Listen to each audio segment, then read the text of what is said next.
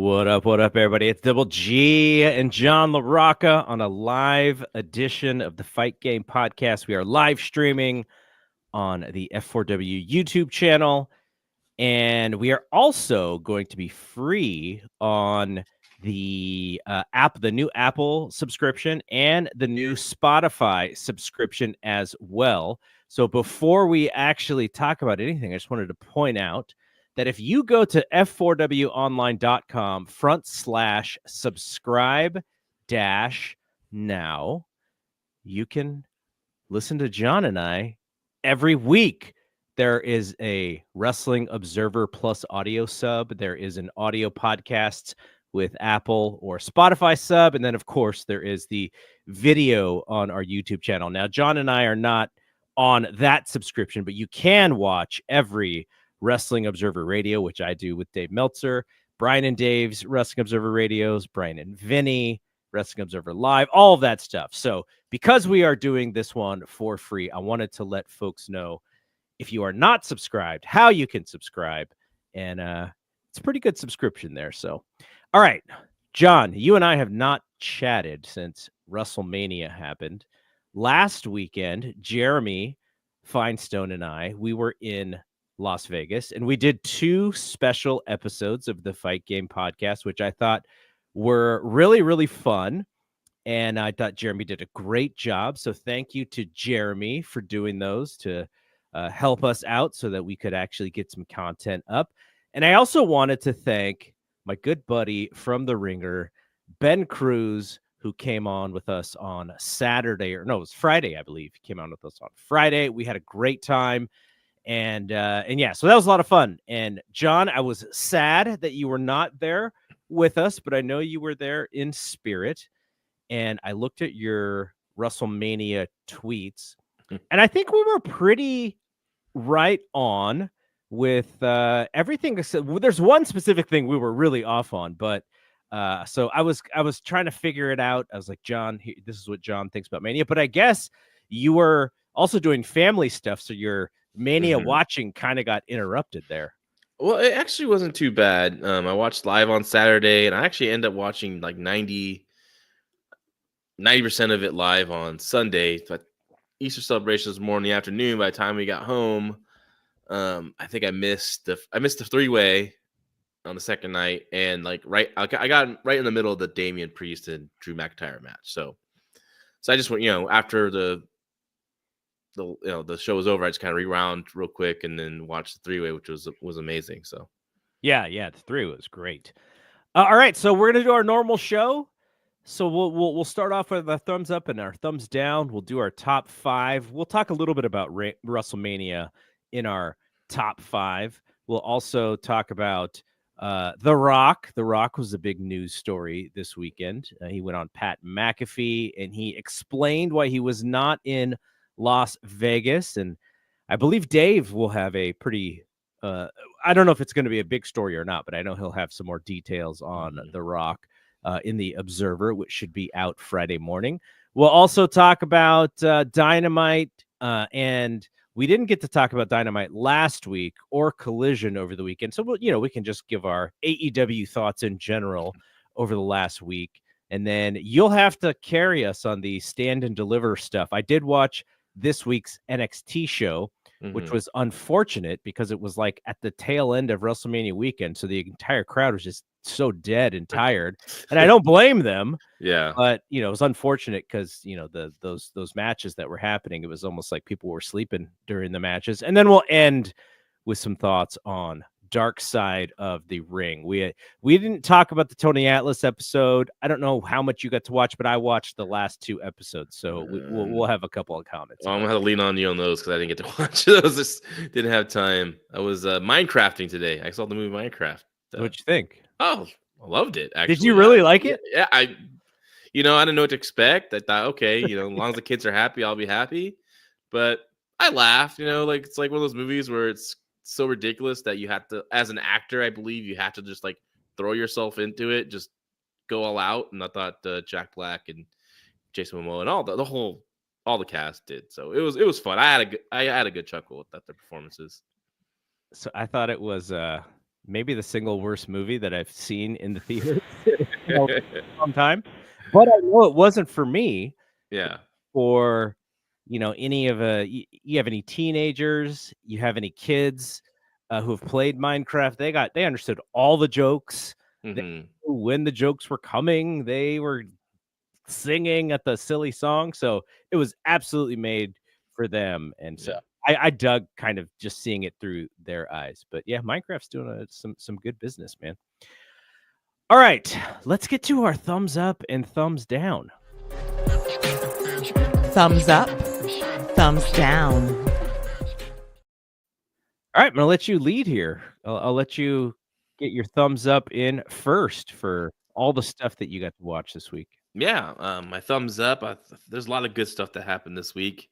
But I thought my thumbs up was the end of Raw Mhm, and Braun Breaker joining up with Paul Heyman and Seth Rollins. I thought that was a brilliant booking move. A move that we kind of saw happening mhm. eventually. We just, we eventually felt that Paul Heyman would, you know, get his hooks on Braun Breaker. And I know they even teased it like, what, a year ago or something like that at NXT, which I'm sure they did because they want that in their back pocket for someday. It's going to happen. Mhm. And I thought it was a really good Raw with a really good ending angle, and happy to see Braun continue to be elevated in this company, and that's going to be a great spot for him, and it's going to be fun to watch the rest of the year and beyond. Braun is also in my thumbs up, but I actually added a second person in my thumbs up. When we were talking about who The Rock's chosen one could be, I mentioned that I would have loved to see it be Braun Breaker, because I just think the world of that guy. Hmm. And in moments like this, you elevate talent, or you can elevate talent, and it's exactly what they did. They played off the main event to Saturday night's WrestleMania by elevating Braun Breaker into the group. My second thumbs up, though, tied, was Stephanie Vaquer, because she and Io had a really good match on Raw. Now, we knew that. Actually, I didn't know. I figured the ending was going to be kind of janky, and it absolutely was. But for her to come out of the NXT show, to have her very first Raw match against the woman who just had, depending on your taste, either the best or second best match of WrestleMania weekend. Io Sky, definitely one of the MVPs of the weekend. Hmm. And then Stephanie Vaquer just comes in and has a match with her as if she's just absolutely 100% on that level. I was very impressed by Stephanie Vaquer in that match. She, it felt like she fit right with Io. She has that great presence. I thought the match was kind of rough for most part, but again, that's the first time they probably worked together, and who knows how long they had before the show to kind of go over everything and all that. I think Stephanie has a lot of work. I think she'll be in the main roster sooner than later. The way they're using her, but I still think she might need to cook a little bit more in NXT. But because even that match with Roxanne Perez, you could see like Roxanne on NXT. I know you didn't watch the match, but No, I did see that. I did see the match on Tuesday. okay, yeah, you watched. I didn't see the Yeah, Saturday morning match. yeah. So you could just tell. Roxanne's just tremendous, and Stephanie was. They seemed really off on that match, but no, but I liked.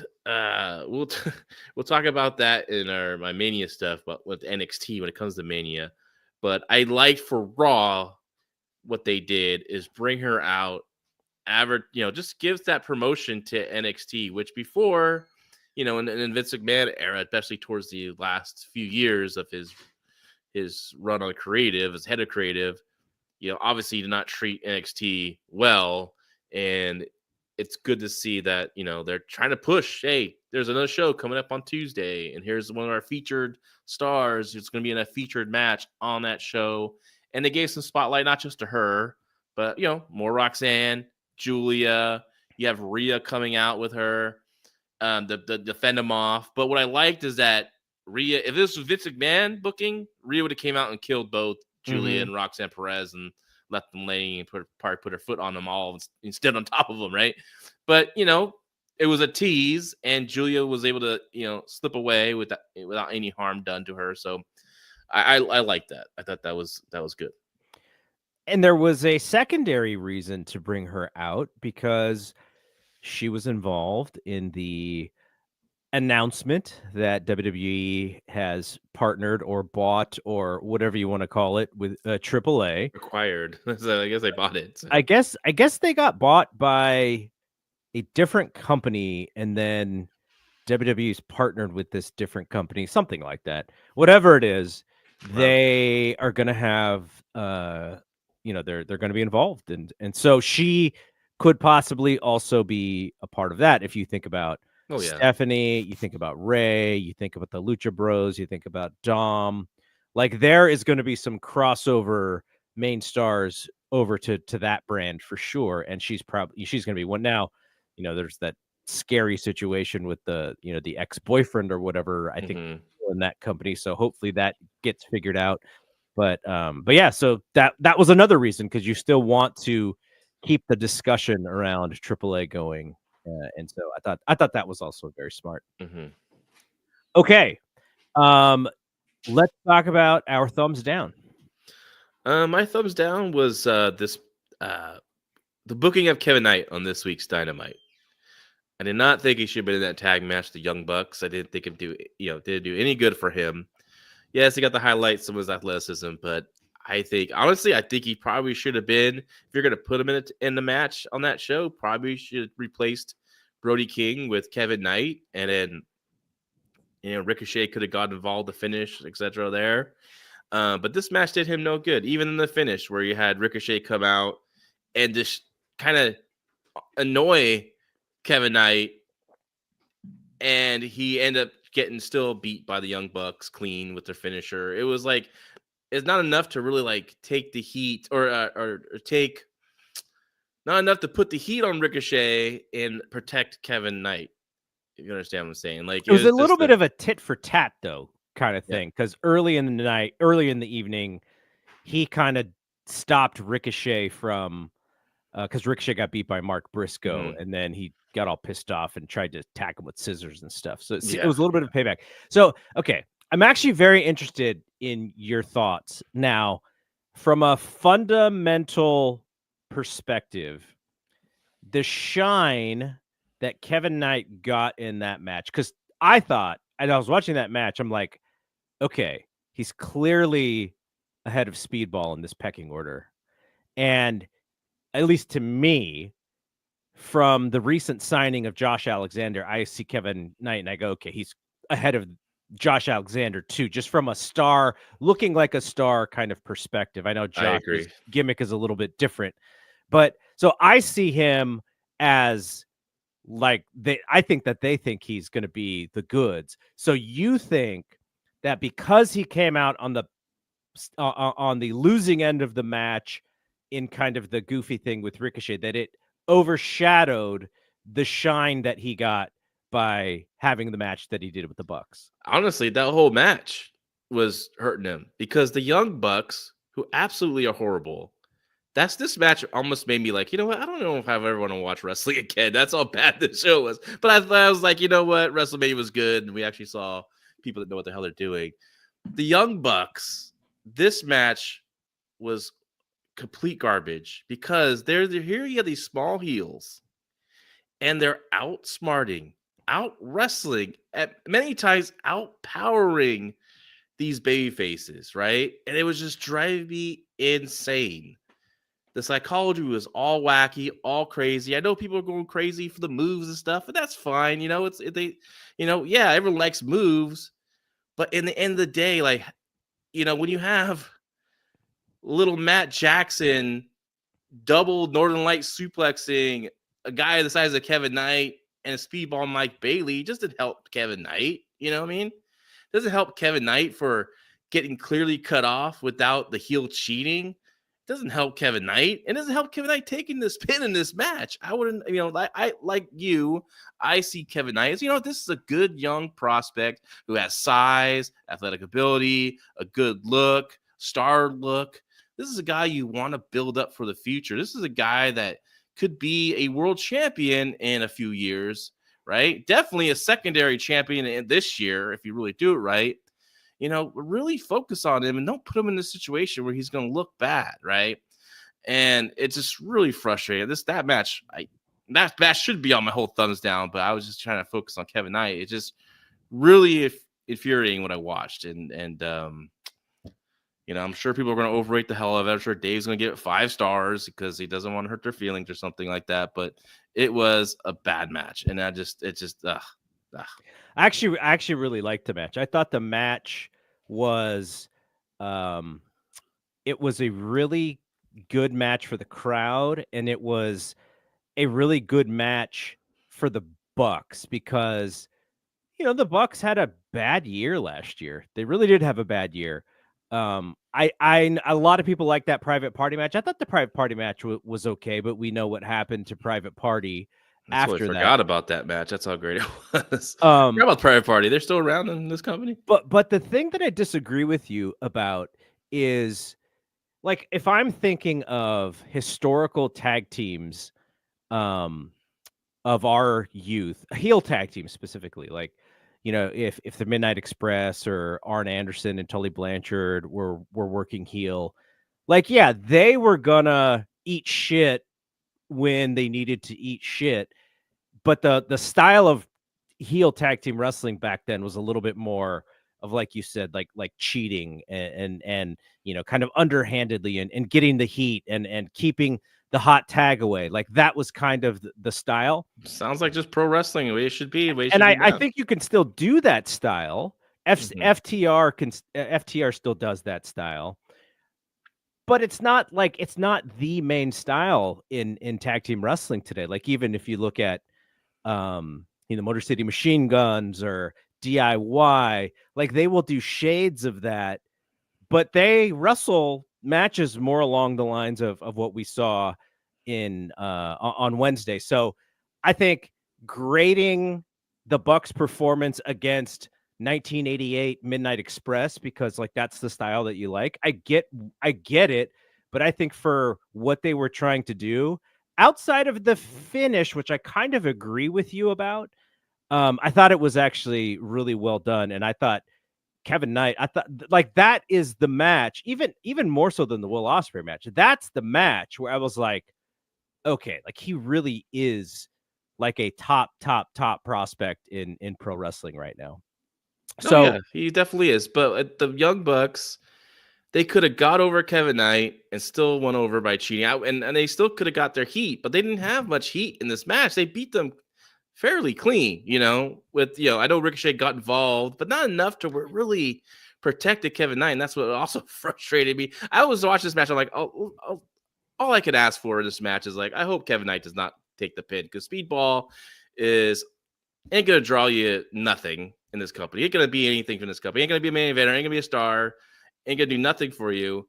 Let him take the fall, right? But no, it had to be Kevin Knight because they're doing this program with Ricochet. Because of the Ricochet program.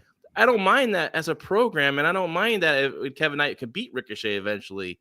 But when it comes to Young Bucks and tag team wrestling, it's like, you're the heel. You want to, you bump around, make your baby faces shine, make them look like, so they didn't beat them by cheating and get some heat. They're heels, get some heat. They're going out there to get cheered.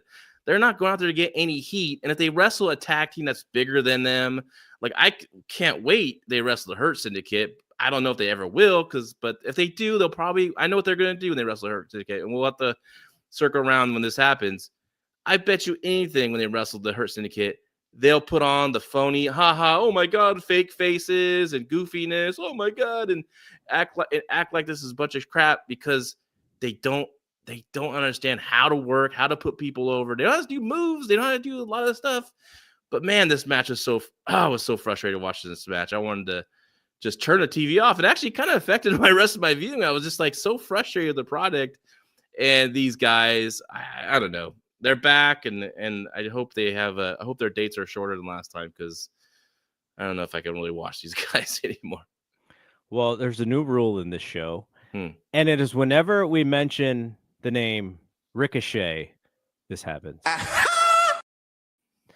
All right, so my thumbs down And I actually did some extra homework because I was watching WrestleMania on Sunday night. It was a long 2 shows. It's just long days because there was lots of stuff going on. Mm-hmm. So I watched Cody Rhodes and John Cena, and I came out of that with the thought that when it comes to over-promising and under-delivering, it was maybe the 3rd worst main event in the history of WrestleMania. And I was actually at the other 2 that I thought were worse than this one. One of those was WrestleMania 25, Triple H and Randy Orton. Just after that crazy heated angle right before that show, Triple H just kind of did the Triple H thing, and Orton was none the better for it. And the other one, and this was interesting because I was convinced that Triple H was the guy to actually get the deal done with Roman Reigns to really, really make Roman Reigns. And they had that WrestleMania 32 main event after Triple H wins the Battle Royal to actually become the world champion. And then they have the most boring, deflating WrestleMania match. The crowd was just so dead at the end of that match. Now, this crowd was not actually dead. There was a lot of noise in this match. I rewatched the match, and I thought it was actually worse the second time around. Really? John Cena, he's never been the smoothest of wrestlers, but he always had the charisma and the babyface fire and the ability to get the crowd into every single one of his comebacks. Now he's also working with some pretty good heels back then to help that. So now the shoe's on the other foot, and he is supposed to do that same thing for Cody while winning the match in the way that he did. His stomps and his punches and his kicks were so bad. And I know we're grading on a curve here because he is in his older 40s. I was just gonna say he's older. He's in his older 40s. He has been away for a long time. His body is probably not feeling its best. He went for not only the axe handle off the top rope, but he went for the double. He went back for seconds on that. There were just moments in this match where, time stood still, and I'll tell you when those moments were. So Travis Knight comes out, and he takes, it was like 3 minutes to walk down. So Cody's just got to sell from his back and roll around the ring, and John's sitting on his ass, and he's kind of smiling, and we're just waiting for this dude to get back. And then they get to what they get to, so then Cody could beat Travis Scott up. But literally the match stopped. Now, some of this, and we're going to get to this in our top 5, which is The Rock's involvement here. Some of this was the fans were just waiting for The Rock to come out. That was part of the negative on this match. So then there's a moment where they take off the pad in the corner. So it's just the brass ring. And so Cena hits Cody's face twice on this thing, hits the AA, 2 count. 2 minutes later, he hits this dude with 1 belt shot, throws the belt out of the ring, hangs out, has a cup of coffee, and still lays over Cody and pins him. I thought those 2 things being connected in the same span of 2 or 3 minutes were really bad. So I can't even really blame this solely on Cena. I think the layout of the match was really bad. Cody Rhodes having this belt after this dude destroyed him at Elimination Chamber, doing the crybaby thing that we always hate that happens in AEW. Oh, I can't believe I really have to hit this guy. And then getting suckered, then getting kicked in the nuts, then getting hit with the belt. The one thing that they've been so good about when it comes to Cody Rhodes is keeping him as the baby face that everybody believes in. And they threw that away. Now, he's got some equity with the fans. So I'm hoping on Friday he doesn't come back and then they're kind of miffed at his character. All of those things were just so tonally wrong about the match. And I just was like, man, this could have been an all-time program. And from day one, I did not like what they were doing. And we'll talk about The Rock's involvement later. But the whole thing from beginning to end, I thought was just one of the worst programs that they could have possibly done for something that was promised to be an all-timer. So overpromise, underdelivered. What a sorry way to end WrestleMania. I was just so like, man, we waited all year for this thing. After last year was like so pitch perfect, this year was like the opposite. I liked the match until Travis Scott came out, and I wish he was never involved in this program at all. I don't know why they have him around. I mean, apparently he's a big star. I never heard of him until WWE, but the match to that point, I thought was really good. I thought I don't mind. I thought Cena was good for what his age, time away. He's not going to blow himself up by trying to do this, high, paced match. He can't do that no more. That's not going to happen. And he's never that guy anyways, really, right? And plus, he was working here. It wasn't about pace and speed. It was about the facial expressions, the character, the moments, right? His attitude. He was really taking his time going. So I thought was this match needed. I would have loved to have seen Cody bleed in this match, right? A posting. Maybe they could have done the turnbuckle thing earlier to really get some sympathy on Cody.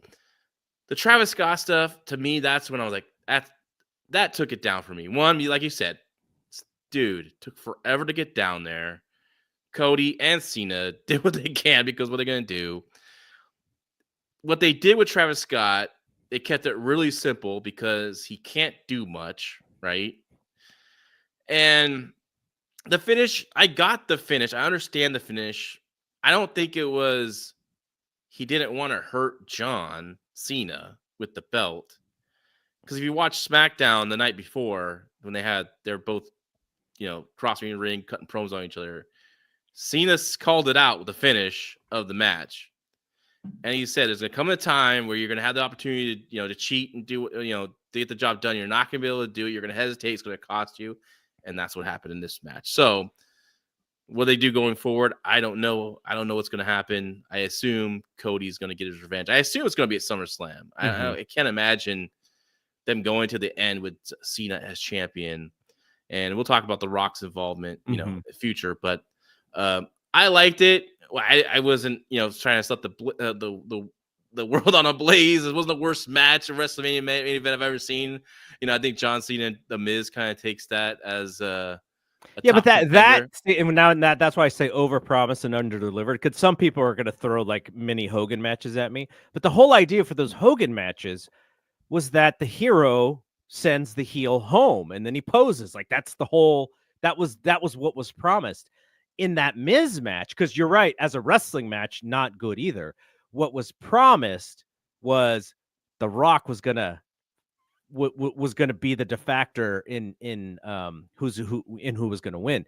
Another one, there's a Brock Lesnar and Roman Reigns match in there that they kind of like took time off and just went through the motions that probably exists. It's just, anything post like WrestleMania 30, I'm probably not as clean on as the other ones. But yeah, I'm just saying because the other thing that made me feel that way is just being in Vegas.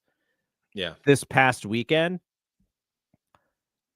it was a concert, convention, sports event, like all in one. And so you were just hit over the head with WWE in those spaces. It's not like I've been to Vegas where it's been way busier. It's not like it was busy. It's just like that was kind of the only thing in town.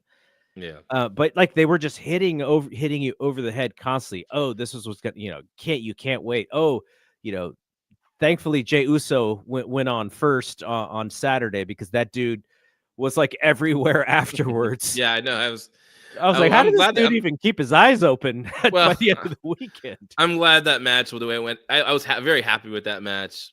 and happy that it only went like I think like 16 minutes or something like that. Yeah. But it was all about Well, Yeah. anyways, but yeah. So no, yeah, I know a lot of people didn't like the match. A lot of people I saw feedback. I saw most people didn't like. It was mostly Travis Scott they were complaining about, which I agree. Like this, I don't like his involvement. I don't like why he's there. I just don't get it. But I want to see what they're gonna do next. I do want to see what they're gonna do next with Cody on SmackDown. I was wondering. I was looking at that day, like, have they announced anything for SmackDown yet? No, I don't think so. And then I looked on their social, right? They're to see what was announced, and all it was just the NXT stuff that happened on Tuesday. So yeah, we'll see what Cody does on Friday. I assume he shows up on Friday. I thought they should have advertised something like that on Raw, but I want to see, because Randy Orton obviously on Raw gave John Cena the RKO, and actually, I still don't like the promo. Like, I don't like the way John's pronouncing his words. My favorite thing in this entire John Cena run is him turning around, seeing Randy Orton about to give him the RKO, and going, "Oh shit!" right before he eats the RKO. That's the best thing he's done this whole time. I love that, and I think I called that was going to be the first program after Mania. It's just natural. But now I want to see. Now we've got Randy and Cody have to have a conversation, because if Randy's getting his shot, Cody should just immediately want, like, I can't, like, it's on site with John Cena the next time I see him. But now Randy's in his spot, so there's got to be a conversation there. So I want to see what they do there. Yeah, you could do maybe it doesn't have to be the title match. Make it be Travis Scott and John Cena versus Randy and Cody or something like that, or God forbid somebody said I get a shout out to Mike Gilbert, because I always see his tweets, because my For You tab just loves Mike Gilbert like nobody's business. But it was like Travis Scott and John Cena versus Bad Bunny and somebody else, and then and Mike Gilbert said, yeah, and Bad Bunny's the best wrestler out of all four of them. So actually, let's get to our top 5 here. Drums, please. Okay, because we're not going to do the whole report card for WrestleMania. They're 2 long cards. I wanted to do your 3 favorite things that happened at WrestleMania, and your 3 things that were kind of disappointing, or maybe not as good as you thought they were going to be. Okay. So you do one, I'll do one, and we'll just go back and forth. Then this is our top 3 right now. Yeah, we'll start with the positive. Well, I mean, that opening match of night 2, the 3-way women's match, was unbelievable. And this is how you do a 3-way match, with constant action and athleticism. Like, everything built perfectly to that finish. And I always felt Io was going to come out the victor of this thing. And I liked how they did it. They did a similar finish like this. I think it was remember the old In Your House NXT? I think it was Rhea, Charlotte, and Io. And I believe Io did the same thing. I think Charlotte had a figure 8 and on Rhea, and then here came Io with the moonsault. So, but this one looked awesome because it looked like so killer, and she pinned Bianca, and I just thought it was amazing match by both all 3 women. It's probably one of the best. You have to put up there with one of probably the top 20, maybe top 15 matches in WrestleMania history, I would think. You could probably even do one better. It might be top 10. Yeah. I mean, it's been 41 of them that have to go through everything, but I right off the bat, I would say definitely top 15, top 20. Yeah. They were awesome. This was also on my list of the things that I really loved. There's this idea, and it's because we're still kind of going through this evolution or revolution or whatever of women's wrestling, and while the booking could help a little bit more, I think, in propelling some of these women up to stardom, it's also matches like this where, when you have those 3 women and they basically go out and they go, okay, like, who's gonna have a better match than that? You told me that the opener is the second most important match on the show. Mm-hmm. They set the tone for night 2. And I would say for the first half of night 2, I was like, oh man, we're here. We might get an all-timer for WrestleMania now. It didn't end necessarily that way for reasons. For some people, they were fine with it, but they set that show off right.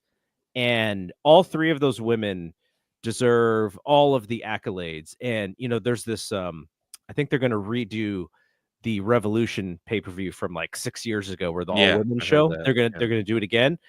Like, we should see matches building, obviously for Backlash, obviously for Money in the Bank, all of those things.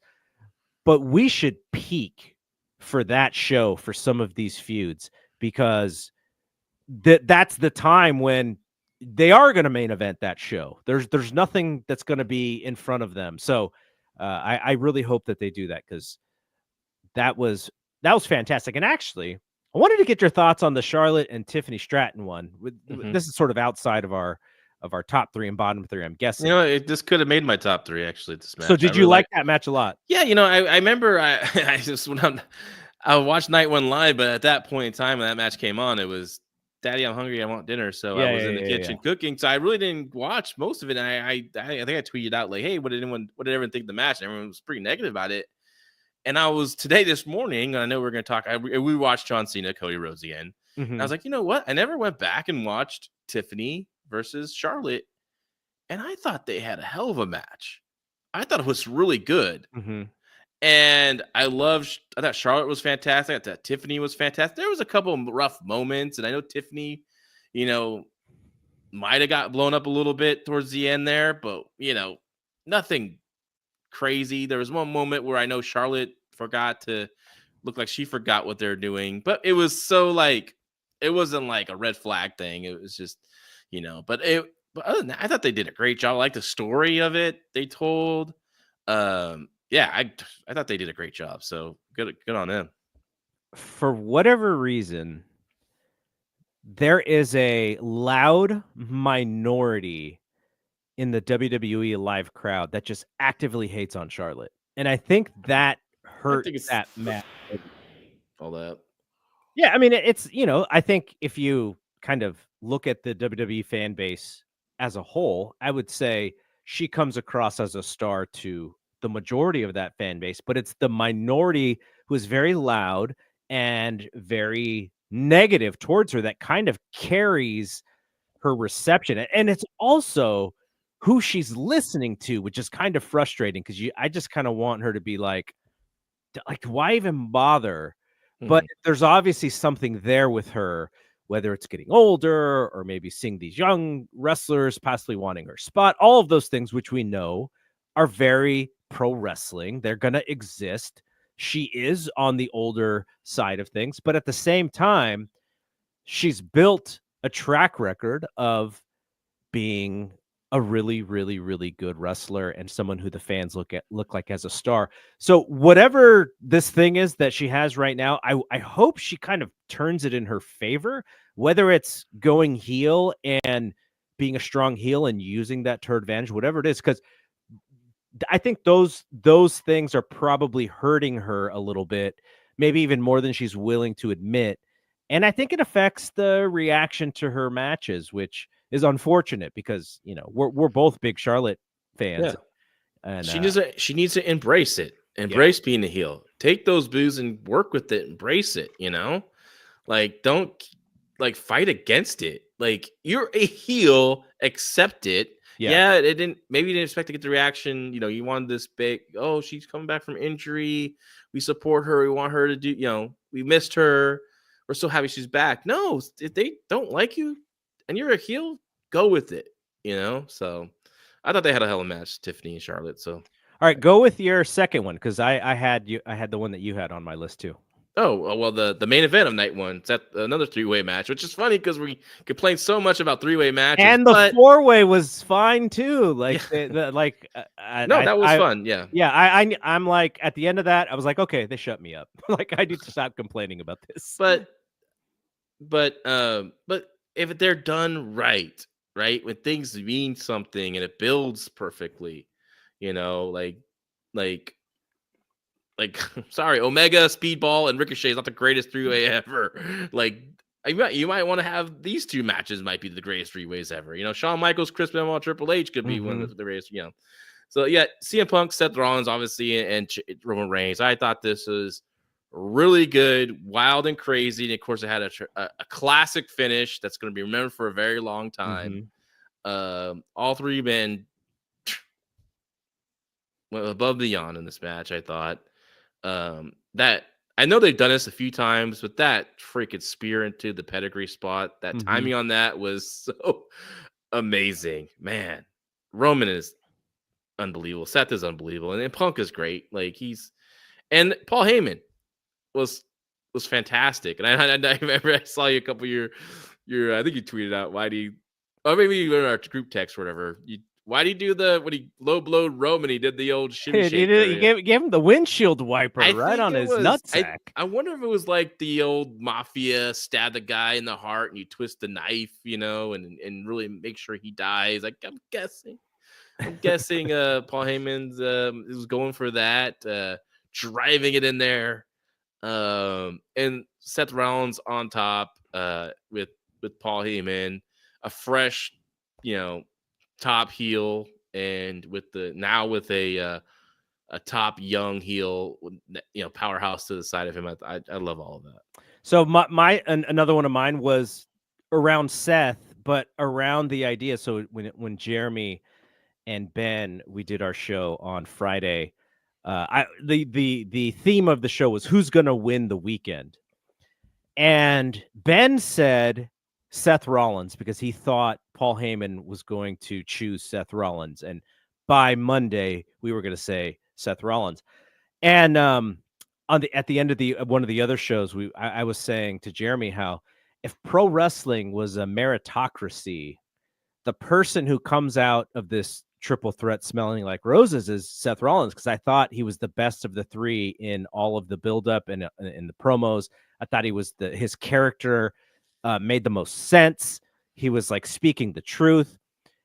And at the end of that match, he is the one standing on top. At the end of Raw, he is the top star standing on top. So I thought that was awesome because it showed, I don't know who it showed, but it showed me at least that the guy who did the best work is the one who gets the spot. And I just love that when that happens in wrestling, it feels meaningful to me. And it feels really special. Now he's a heel, so, you know, we're not supposed to, oh, he's great. But just in that sense of how closely we follow this stuff, I was so happy to see him rewarded for the great work that he's been. Yeah, because last year at WrestleMania, he was like the third wheel, right? Like he's a third wheel to the Cody story, and everything. And now Cody loses and Seth is the guy. So I thought that was a nice recognition for him because he's just been so amazing these last couple of years. Yeah, he's, and even that, I think he had like a home run promo on SmackDown the night Friday night too as well. Yeah, so yeah, he's great. I can't wait to see what they're gonna do with him and Braun together for the rest of the year. All right, one more for you. Sure. Jacob Fatu beating LA Knight for the U.S. title. I really enjoyed that match a lot. Sometimes it is good to have a heel beat a popular babyface champion clean, and this is the right way to do it. It's the right guy to do it with, in Jacob Fatu, because he is such a monster and a force. And I thought these guys were both on in this match. It was, you know, I'm not saying it was the greatest match in the world. It just was executed to get Jacob Fatu over and on their biggest stage, right? WrestleMania. And I thought their timing was good. I thought their chemistry was good. I mean, even that, oh my God, like what it's like, we're gonna do the moonsault and you're gonna hit me with your what do you call that? What does he call this finisher? LA Knight? The cutter, whatever that cutter is called. Yeah. And it's like one of those things like, we'll do it. It might not work out.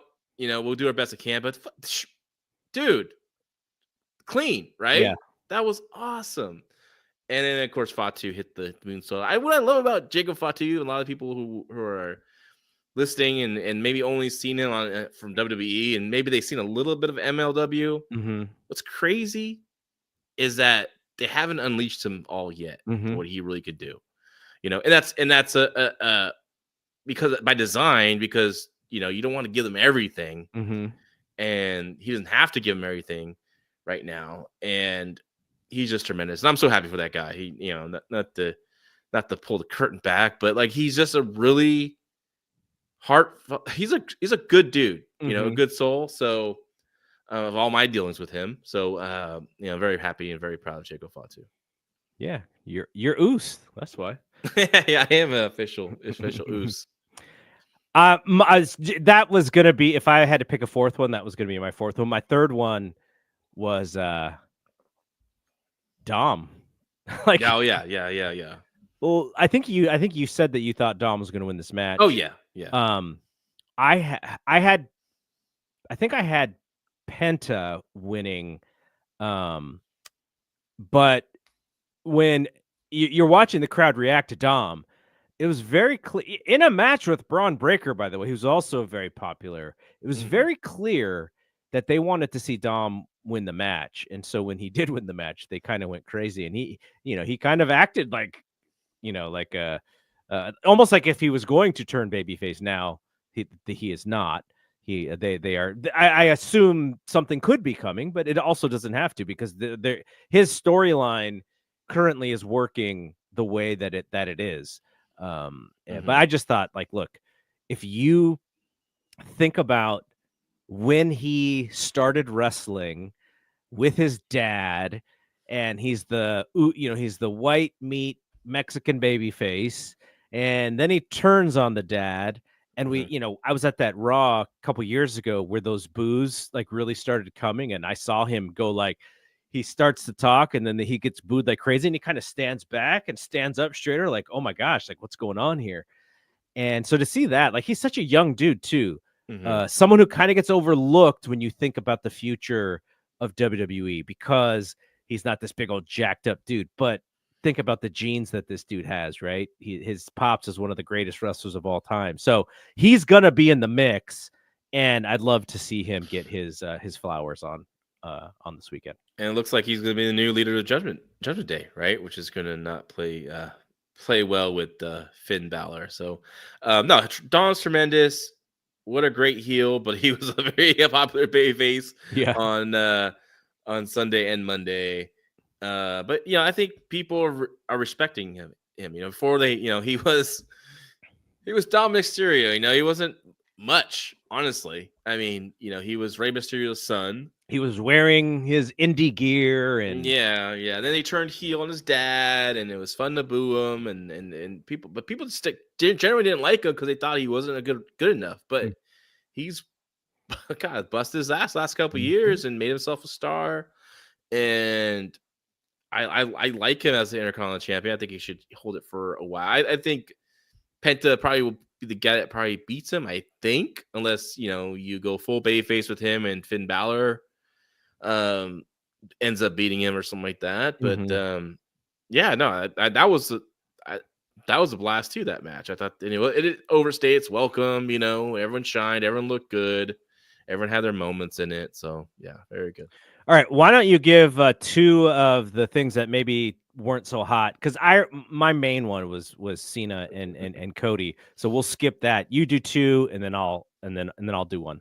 Like the picking what I liked was easier than picking what I didn't like. I actually, there's not much that I didn't like, but there was one match. Actually, I have two matches on my list, but one match in particular, and my goodness, Jade Cargill and Naomi was just so bad. That was definitely on my list. And then now people are like, well, because Jade's so green. I'm like, dude, it's not just Jade. Naomi's not good at all. She's never been that good. She's been overrated big time. So I'm probably not gonna be an Oos no more after with this.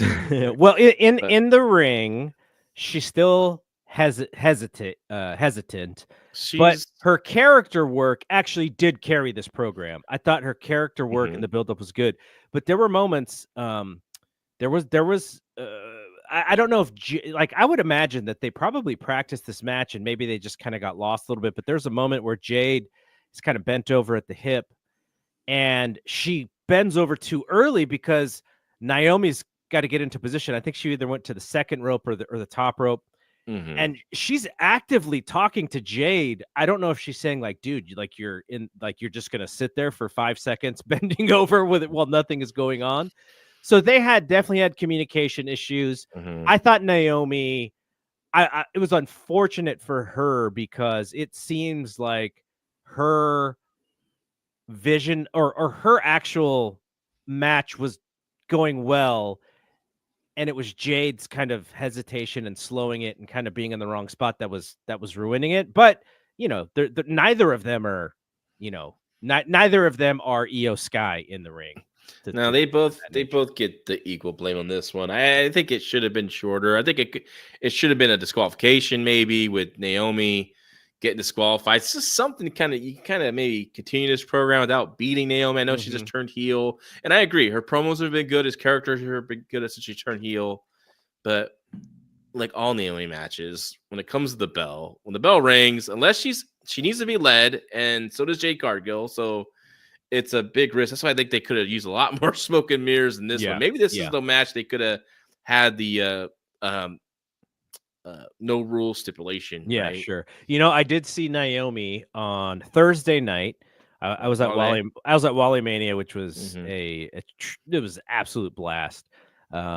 Naomi was there, and I guess so the guy who runs it, obviously it's Walle's thing, but the guy who's a big part of it is Kazim, who worked in WWE Creative and now does some stuff for the Ringer. He does a bunch of stuff, but he's kind of the one who put the whole thing together. And I was talking to him on I think it was on Friday or Saturday, and he was saying how it was him and Big Swole of all people. This woman is like a stand-up comedian. I was so surprised at how much charisma she had, because in the ring she was not great, but she never got to talk really from what I remember on AEW. But this woman was like the gift of the gab. So she and Kazim were kind of hosting the show. And so Naomi and Jay were the two guests. And I guess they kind of got lost in which way they were going to go into the building. So they kept getting the sign to say that they were there. And Naomi's the first guest. And then they weren't there. And so then they had to do keep doing crowd work and stuff, which was great because they're both really good at it. But finally Naomi comes. And she's got the dress with the switchblades on it, and she's got the caution tape on it. She's beloved by this audience, obviously, but she's trying to still be a heel, and she did a really good job of not turning and of doing her gimmick while doing the interview. The interview was in character. I thought she did a really good job, and I was like, okay, she's serious. She really wants this thing to work. So when the match was bad, I really felt bad for her because, man, this woman was really working hard all weekend. Yeah, I just wish they would have kept it shorter, maybe some kind of weird, wacky finish and got out of there. But the only thing that looked cool was that powerbomb that Jade did. I think it was pretty nuts. But all right, what else? I'll go to my number 3 because it's another match. I personally did not like Damian Priest, Drew McIntyre. Not like I hated it. Interesting. It's just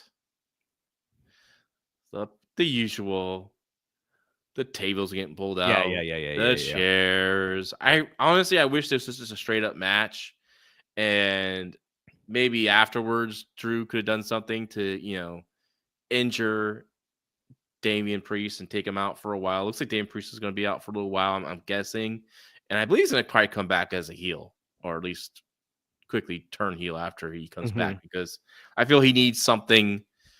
Now he's been the babyface for a while. Now it's time for him to maybe go back heel, kind of give him some of the oomph back in him. But yeah, I wasn't. I like that Drew won because felt Drew needed a win. I felt like he was going to win this match, but I wasn't a fan of it. I thought that was going to be kind of the sleeper match of the weekend, and kind of like you, not that I was really disappointed, but I was like, okay, it was kind of what you expected. I thought it was just going to be a little bit better, but as promised, that it was the street fight or whatever. So, all right, my last one, and this is from kind of how I perceive this woman. Becky's too big for the spot in which they brought her back in. like I sort of thought about this from the perspective of, because she was the biggest star in the company at one point, bigger than Mhm. Roman Reigns, bigger than Seth Rollins. Roman Reigns coming back from injury or coming back from whatever would have never come back in a middle of the road tag team match to win the titles. And yeah, I know this is more for Becky. She then turned the next night. So there's actually some story going on. But I just felt like for this woman who really carried the company to an extent for a certain amount of time, I would have had something way better for her, or I would have just held her out till the next thing, because that was just so small time for me to bring her back in the way that they did. I don't know. I don't agree with that. I think they wanted a surprise moment. And Becky's a big star to return, and people are going to react. I don't think I think honestly those women's tag titles aren't you know the 6-man tag titles in AEW. You know what I mean? They mean something. Those tag teams actually mean something because of Liv Morgan, and Raquel Rodriguez. But Liv Morgan has got herself to become a major star. And so when Becky comes out with Lyra, who's not a major star, but she's a potential future star, and then you have Becky, who is a superstar, come out there. I thought the match was good. I liked the angle on Raw.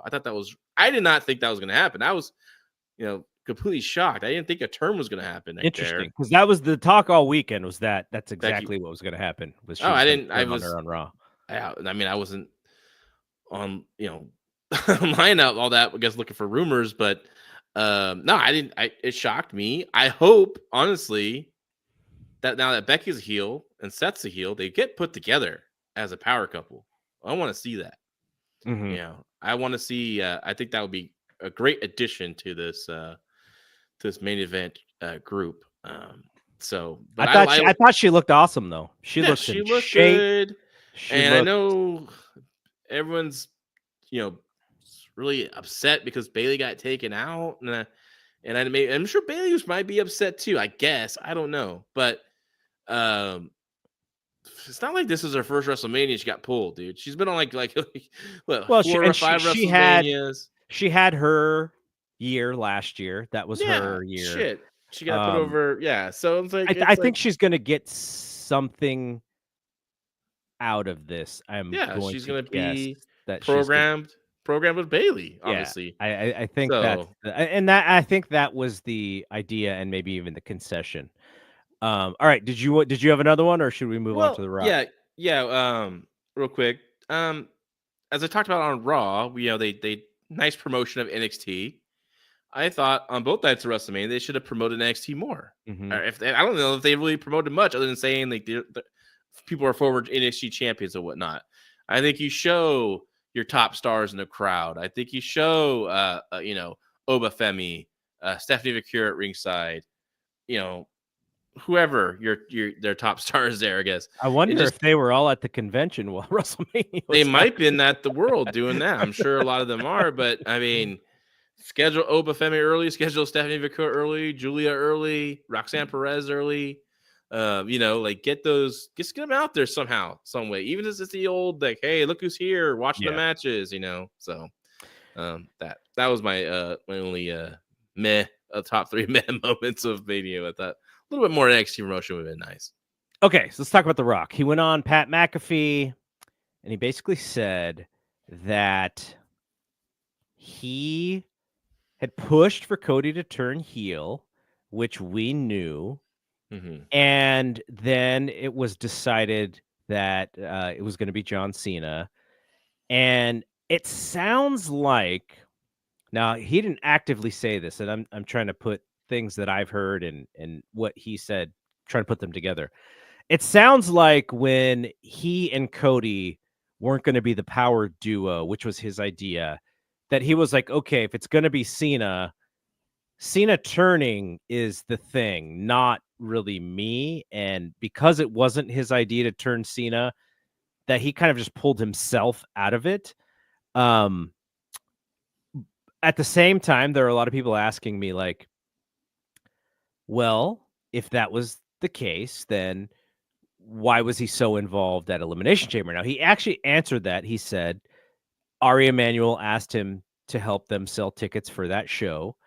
And if he is going to help sell tickets, he's got to be a part of it. I guess my kind of question is if he knew he was not going to then move on to Mania, they needed to explain a little bit better why he wasn't going to be there instead of the fans just thinking that he was going to show up, and then they're kind of disappointed when he didn't show up. I'm sure that there's a healthy competition between, he and Triple H. They came up together. They both have roles in the company. So I don't know if any of that was involved as far as, why it happened the way that it did. But I just thought it was interesting that he went on McAfee, because he could have said some of that stuff in the run up to Mania, but at the same time, maybe it would have taken a little bit of the steam out before Mania happens to know that he wasn't going to be there. So I don't know. I don't know if you had any thoughts about all that stuff. Yeah, I wish he was involved in the finish. I think it would have been a better. But I understand. I can understand the thought process of stepping back, give John Cena, especially early on after the turn, because you don't want to overshadow the turn of John Cena with The Rock being out there with them the whole time. But at some point in time, they got to bring it back to that, and they will. I hope Nick Khan kind of can see that The Rock doesn't have the best instincts, the best ideas. No, I'm serious. Like, yeah, because 2 years in a row, he has to chanch plans. Actually, ended up being for the better, I think, last time. He ended up being really good last year. But this, just the idea of like turning Cody heel is a bad move. Yes, at this point, because you do that when you're tired of the babyface, right? Obviously Hogan, when he turned, it was because it's been this long of the same, say your prayers and your vitamins, let's but Cody was still hot, and everyone said like, what are they gonna do after Mania? After he was a belt, is he gonna cool off? No, he didn't. He proved he didn't, and they put him in good programs, and he remained over. I know he got booed a good amount in this Mania, but I think that's because he got the more vocal, crazy fan base there at the Mania. But I think it was a bad call from The Rock to do that. Cena's cool. I think that's a good idea to do Cena as well. I think that was fine. It's just, I don't know. I think Nick Khan does see Triple H as the guy, right?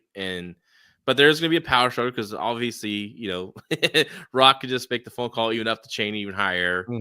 And, because I think people get kind of, Ari, man, I know he deals with stars all day, but he's still, there's still that credibility, that celebrity, right? That The Rock has. But this is easily fixable. Honestly, I think this is something they can circle back to with The Rock and the John and make it all work to have a satisfying conclusion. We'll see if that happens, but I wish he was more involved in this whole deal. And like you said, maybe they should have got the word out more. Like he should have just said something right away, or maybe came out earlier on in the Cena turn and gave him the this is your ball, this is your yours is I'll be watching from afar, something like that. Right. Yeah, right. All right, before we get to the AEW discussion, I just want to give a couple of shout outs here because I love the people that come in here and not only support us whenever we go live on this channel, but also on the Fight Game Media channel. You got folks like Maria Graciela and Fernando who are always coming through. Of course, my guy, Ant, he was in here, and the homie Lady B, she's one of my favorites. As well as some of the other folks who are in here. Just really appreciate it's fun watching. It's fun for me watching the live chats and stuff as we're chit chatting. So, all right.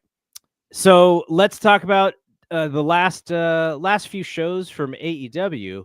You got to see a little.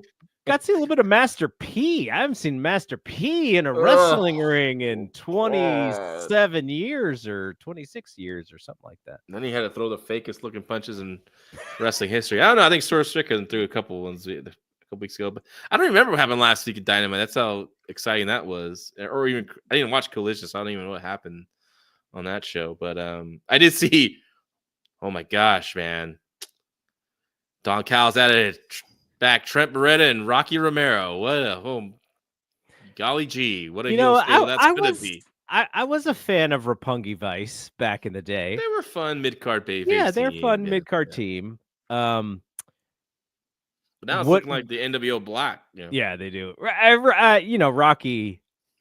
Again, going back to the whole like meritocracy thing, like Rocky is so involved in like 3 organizations that he's doing a great job. So seeing him, get a role and being on TV, I was fine with that. The thing that I want, and we kind of mentioned him earlier, what do you think of Josh Alexander as a fit? I don't think he fits. And this has nothing to do with his wrestling ability. No. It has everything to do with the gimmick. I don't think the gimmick really fits. He's a good wrestler. I think he's a star in TNA. He's a guy in the main events of TNA, but I think WWE or even AEW, he'll probably just be a guy on the card, which is, I don't think he's going to be a big star or anything. He's okay promo for I think TNA from what I saw in the past, but he's just going to be another guy here in AEW. That's just the facts. It's just, I don't trust in Tony's booking. He's going to make this guy a star. Even on the opening night, I mean, what they did with him. Yeah, he lost. I know he lost in the end. Yes, he lost. But also, at the end of that segment, at the end, it was Kyle Fletcher with all the heat. And Josh Alexander was just a guy that he's, again, a background player. So, he's a good wrestler. I don't want to knock that. I've seen some really good matches that he's had. Yeah, and that's kind of the disconnect for me is he's like in this heater role when the actually best thing he does is actually have sound, logical, fundamental wrestling matches. Yeah. And then he doesn't look that aggressive as a heel, I think he's better as a babyface. The headgear also makes him look silly in that role. Like now, if you understand amateur wrestling, that could be the scariest. Like if I see somebody wearing some headgear and I'm running away because that dude knows how to handle himself. But in the vibe of pro wrestling, it kind of is a goofy thing more so than like a badass thing. Debuting him to lose is not a good move.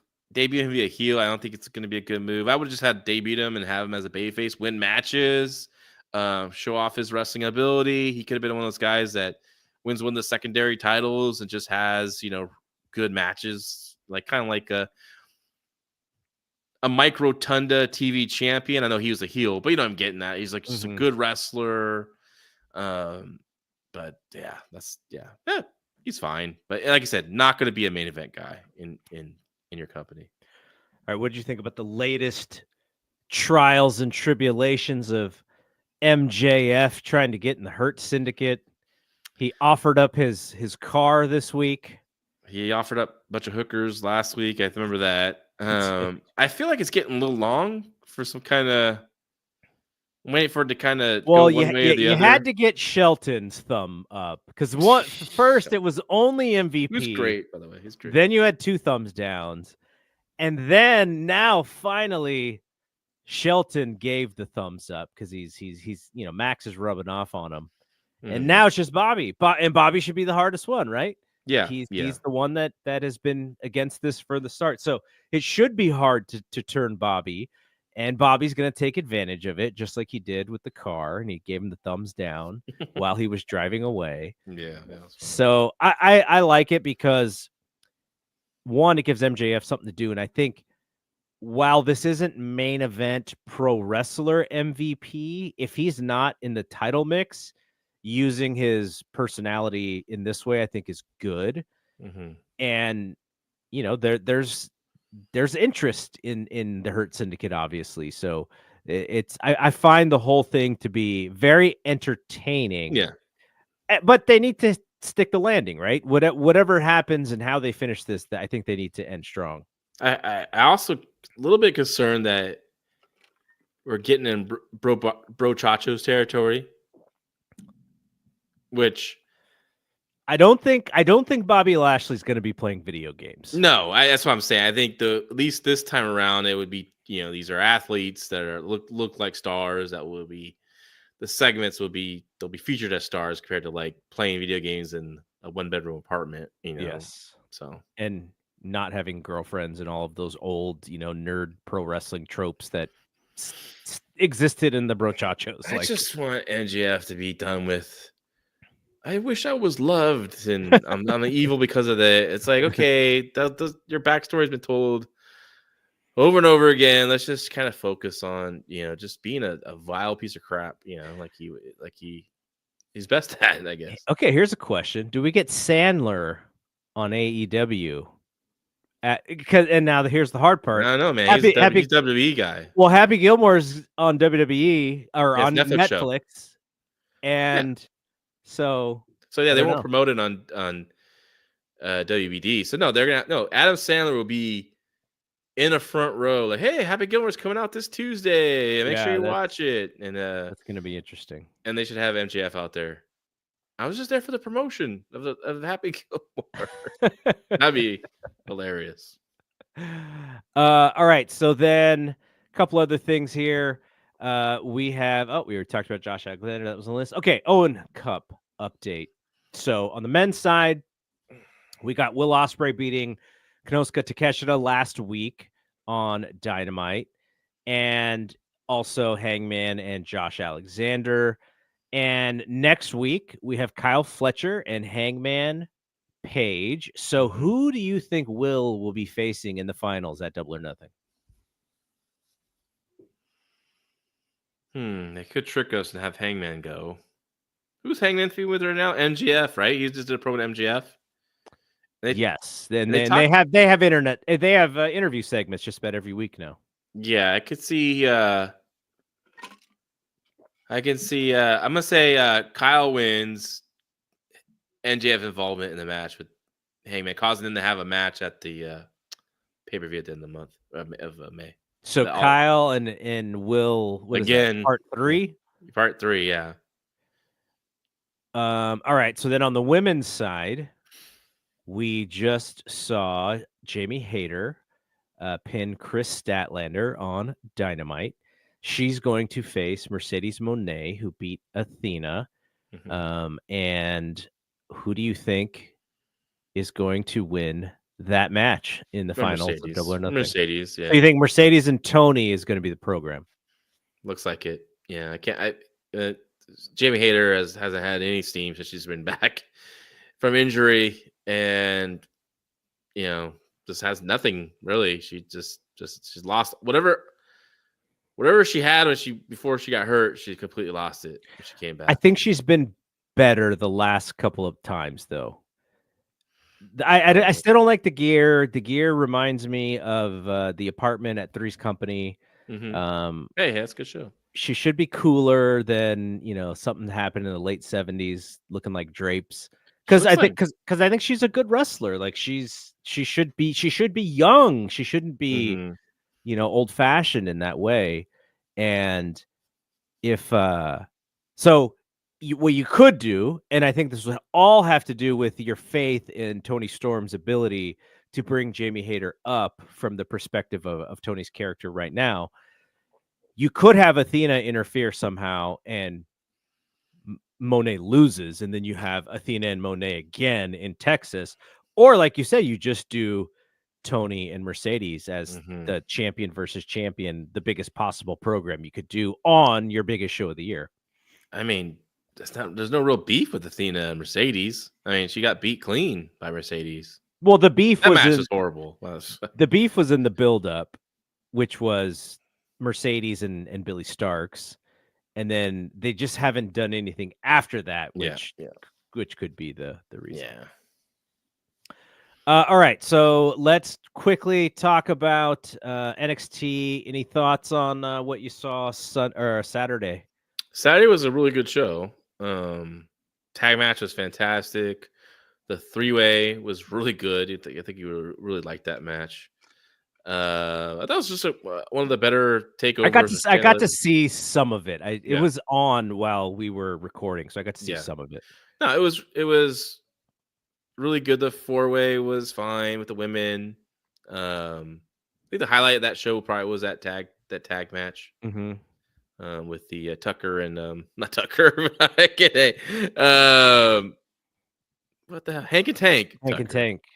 Hank and Tank versus Fraxium. Fraxium finally lost the belts. That dive out bump that kid took, Hank, where he did the tope and landed right on the announcer's desk, was insane. Especially that huge. He's a huge guy. Mm-hmm.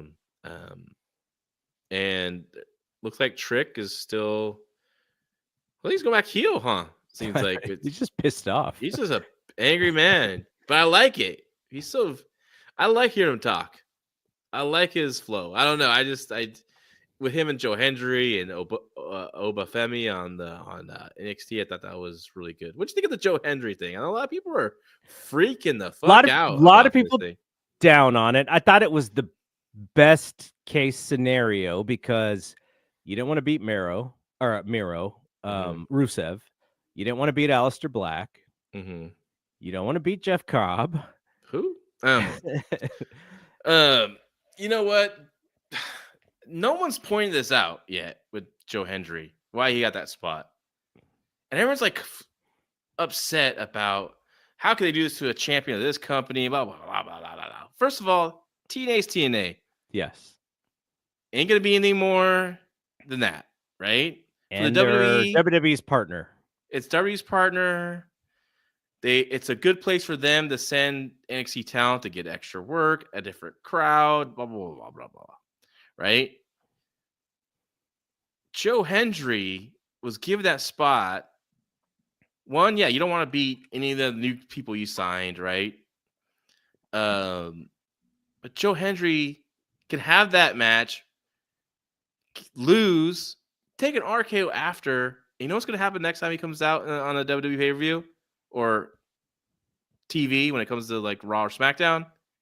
They're going to sing a song. They're going to wave their arms in the air. The gimmick is pretty infallible right now. He is a gimmick. Yeah.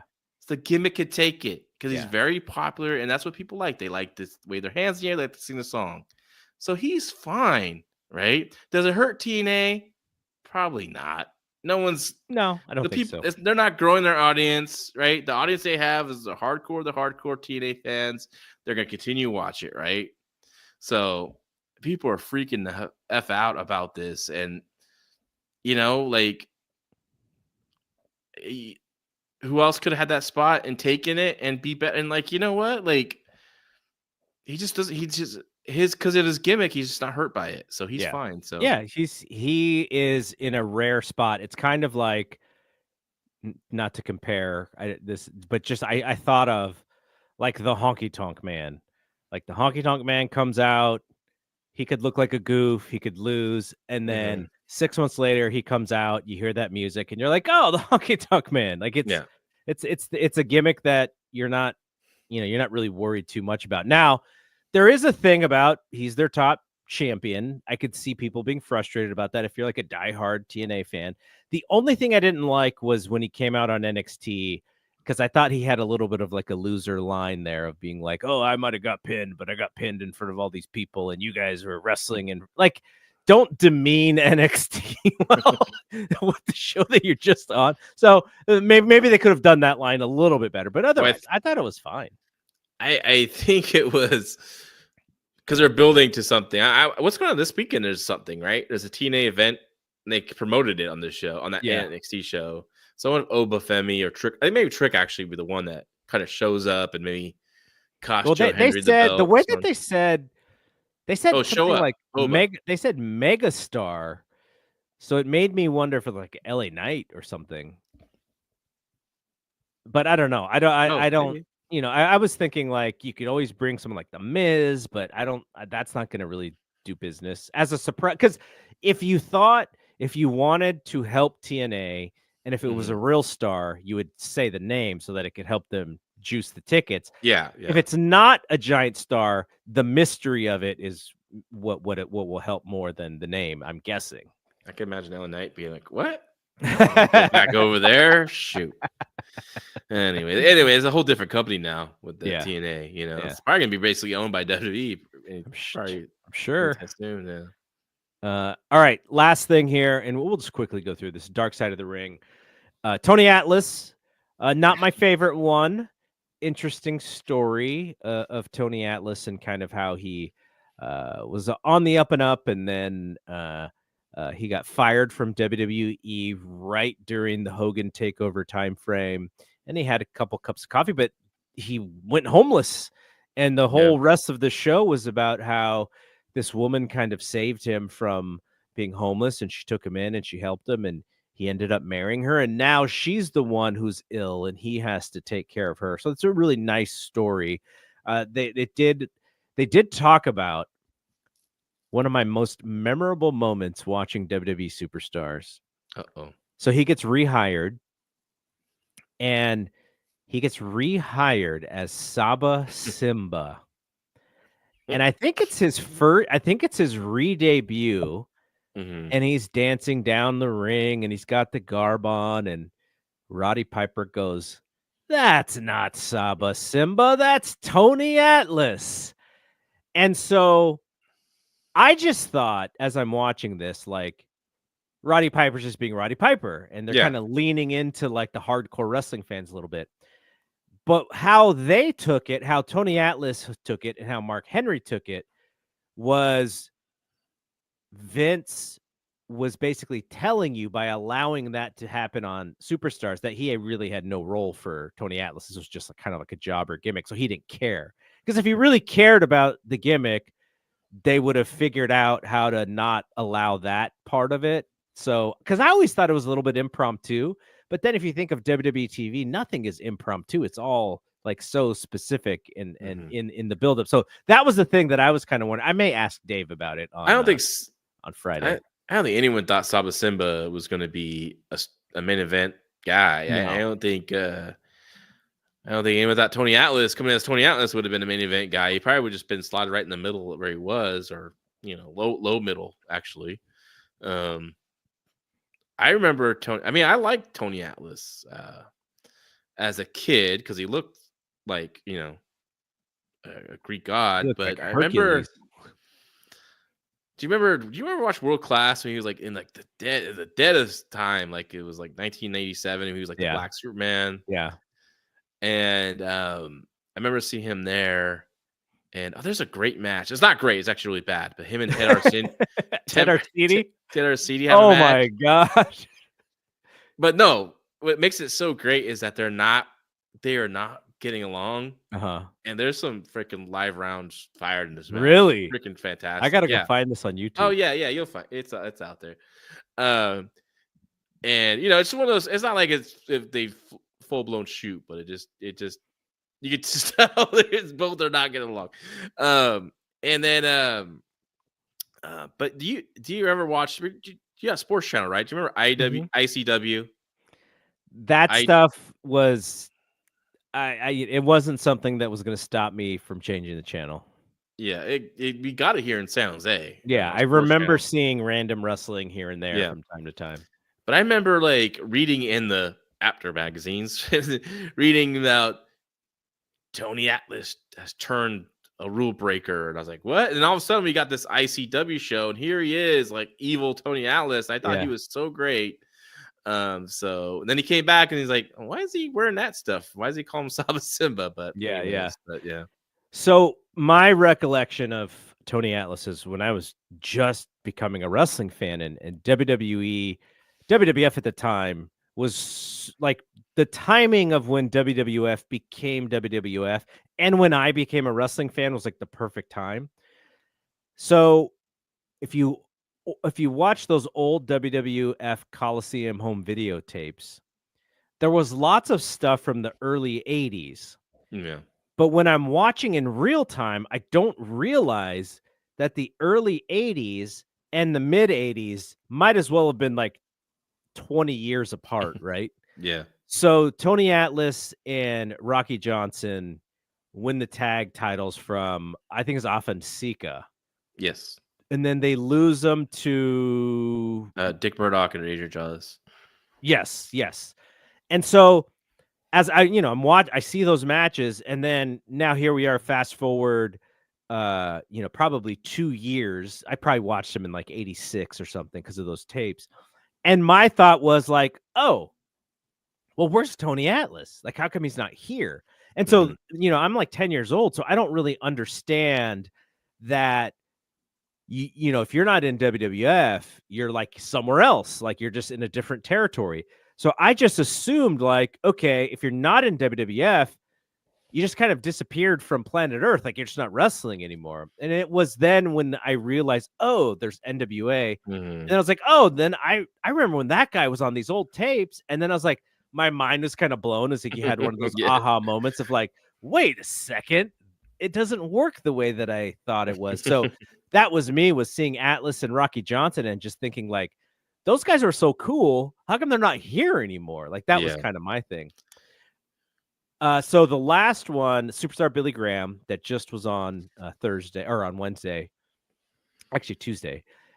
If you are a fan of Superstar, I think you will like it. It's not a story that people don't know about, but which is always the case with these things is when they have the kids on and the kids get to tell their story about their childhood and how kind of broken it was.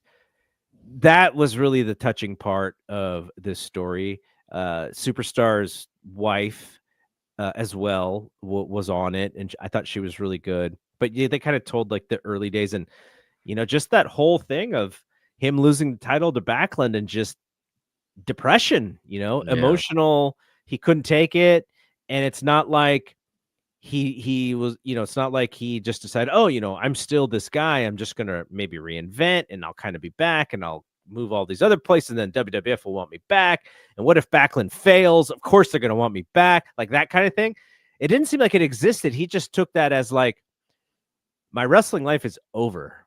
Like I'm done. I think a lot of people think the story is he loses the title, he gets in, next thing you know, he gets on drugs and etc. And he has this depression and everything.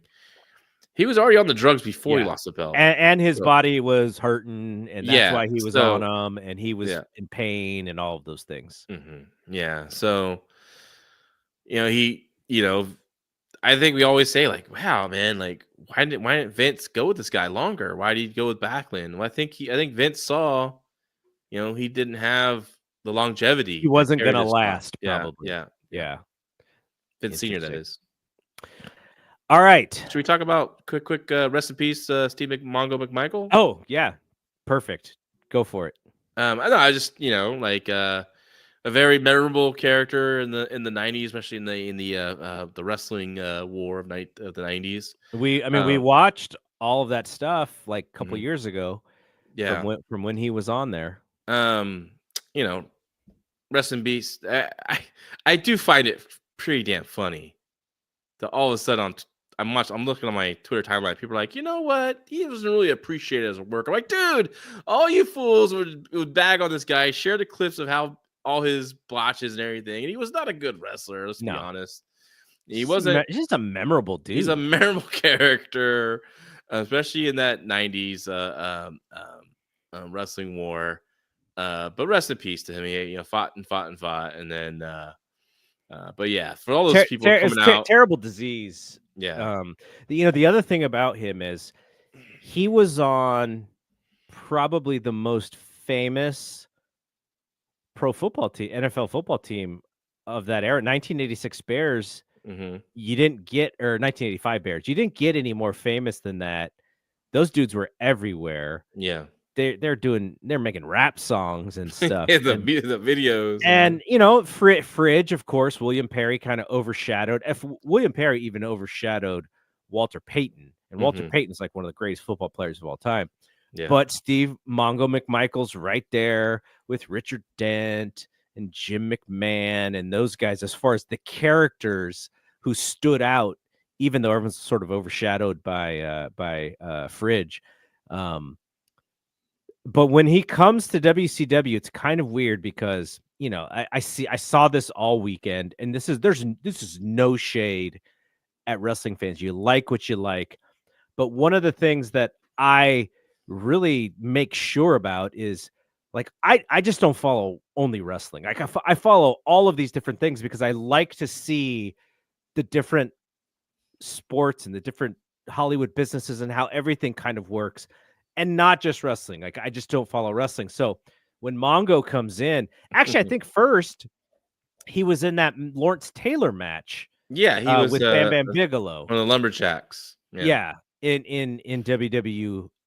So then when he comes and he's the announcer on Nitro, the idea is that he's going to become a wrestler and a top star in wrestling, and he does do the Four Horsemen, but it's just his body is also very beat up, and the wrestling stuff is not easy even for an athlete of that echelon because his body was already so beat up. So it wasn't just like, oh, this guy, you know, like LT did that one match where he gets blown up like crazy, but you're like, wow, there's some athleticism here. Like, you could see, like, if he wanted to do this, you could eventually teach him how to do it, but he's kind of LT and he's only going to be a top star. You're not going to have LT go through through the reins or whatever. So Mongo was not good. He wasn't even a really good announcer, but what he was famous. Yeah. And there is value in fame when it comes to pro wrestling. You could get far. Like, you know, Logan Paul is also a good wrestler, but he is famous to a specific demographic, and that helps that alleviates his visibility in this world. So fame is always going to help. But yeah, it sucks the way that things ended for him because, you know, but he did get in the Hall of Fame, and that was the thing, right? He got to see that. And I don't want to end this on a dour note or anything, but we saw Rick. Rick didn't look great, man. Like, I don't know Dave and I interviewed Rick over a year ago, and I saw Rick over WrestleMania weekend. I'm hoping that maybe he just had like a long day or he was tired or whatever, but he was like kind of walking like a hunchback a little bit, like he was in a lot of pain. He was not friendly because I was gonna go up to him because all I have to do is say Dave Meltzer and he's gonna you did, like, he'll just kind of pop up. But he barked at a couple fans. Not really barked, but was just kind of like gave him the face that said, like, I'm not here to, you know, I'm not feeling well or whatever. And so I was like, okay, I'm gonna leave this dude alone. Because even Dave was like, yeah, you should have. And I was like, no, I don't think so. He kind of gave the look that said, you know, I'm not in a good mood right now, so I didn't. He's like, okay, that's probably the best decision. But I guess Dave and him eventually did text. You know, we almost got to hang out with Missy because Dave and Missy were going to meet up, and then they couldn't because of schedules. And I was like, oh, Dave, just tell Missy to come to the watch party. She can come watch Mania with us. And he goes, oh yeah, that's actually a good idea. And I said, well, we will have to prepare the watch party audience to make sure they, you know, give Missy her space there. But I think she would have got a kick out of it. Every time I met her, she's really been nice, and she's always nice to fans. So I think it would have been totally fine. I would have loved it just because I would have been able to talk to her while we're watching WWF, but it didn't happen. So anyways, my when it comes to Mongo, I remember the Four Horsemen DVD that came out years ago now. When Ric Flair was defending the decision to put Mongo in the Four Horsemen, and he was like, he was perfect for the Four Horsemen. He was the most Four Horsemen of all of us. Like, I'm like, Rick, damn it. It's just because you love to party with this guy. Yeah, he was like your best friend. And he's a celebrity, and Ric Flair is a clout chaser, right? Like, he's total, like, he's you know, he loves LeBron. I remember an interview. I love LeBron, man. I'm such a mark for LeBron. Like, he's a he's a mark for the stars, right? He wants to be associated with those. Yes, yeah. That's always like, man. And I used to drive me nuts when Mongo would yell at Bobby Heenan, goes, "Shut up, the weasel, the brain." I'm like, what are you talking about? With his little dog. The Pepe, dog was right? over. The dog was over. But rest in peace, Mongo. Many memories, and hey, that turn that he did when he joined the Four Horsemen was really well done and a on great Kevin moment. Green.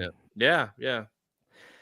All right, that is it from here. Thanks for joining our live stream, and hopefully those of you who are not subscribers to F4W Online and the Wrestling Observer got to hear what John and I do on a weekly basis. We put a lot of effort into this show.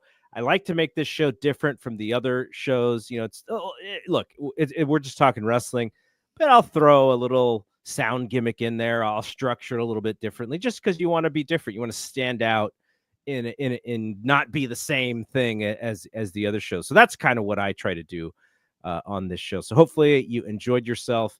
And like I mentioned, you can just go to f4wonline.com/subscribe-now. And if you are not a subscriber, you can find all of the ways. I even saw my homie who I got to meet, the Pro Wrestling Joker. We hung out at WrestleMania weekend. Dalen, shout out to Dalen, who was also hanging out in here with us. All right, that is it for John. I am Double G. We will see you when we see you. Peace out.